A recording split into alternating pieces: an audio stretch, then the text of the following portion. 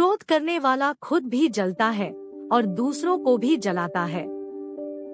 4 वर्ष पहले बुद्ध अपने शिष्यों को दे रहे थे उपदेश, तभी एक व्यक्ति को बुद्ध की बातें अच्छी नहीं लगी। वह उठा और बुद्ध का अपमान कर दिया। बुरी बातों को बार बार याद करने से हमारी परेशानियां बढ़ती हैं, मन अशांत होता है।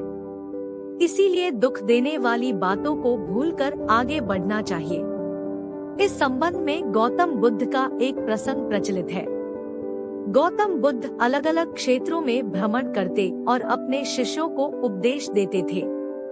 एक गांव में वे उपदेश दे रहे थे। बुद्ध ने कहा कि क्रोध ऐसी अग्नि है जिसमें क्रोध करने वाला खुद भी जलता है और दूसरों को भी जलाता है। बुद्ध के प्रवचन सुनने के लिए बड़ी संख्या में लोग वहां बैठे थे। उन लोगों में बहुत गुस्से वाला एक व्यक्ति भी बैठा हुआ था। उसे ये बातें पसंद नहीं आई।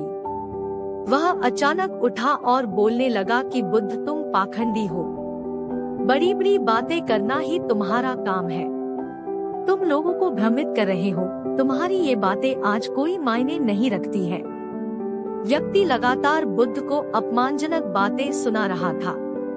वहां बैठे सभी लोग ये देखकर हैरान थे कि बुद्ध ये सब शांति से सुन रहे थे, लेकिन कुछ बोल नहीं रहे थे। क्रोधी व्यक्ति बुद्ध को शांत देखकर और ज्यादा क्रोधित हो गया।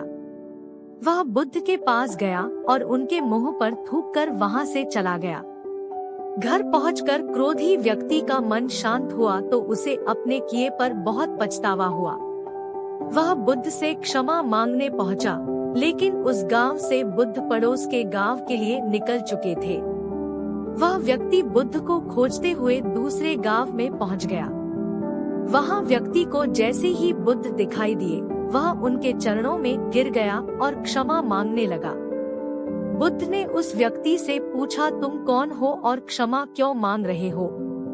उस व्यक्ति ने कहा, क्या आप भूल गए? मैंने कल आपके साथ बुरा व्यवहार किया था, आपका अपमान किया था। बुद्ध ने कहा, बीता हुआ कल मैं वहीं छोड़ आया हूँ और तुम अभी भी वहीं रुके हुए हो। तुम्हें गलती पर पछतावा है, तुमने पश्चाताप कर लिया, अब तुम निष्पाप हो गए हो। बुरी बातें याद करते रहने से हमारा आज बर्बाद हो जाता है। इस आदत की वजह से भविष्य भी बिगड़ सकता है। इसीलिए बीते हुए कल की बातों को भूलकर आगे बढ़ना चाहिए।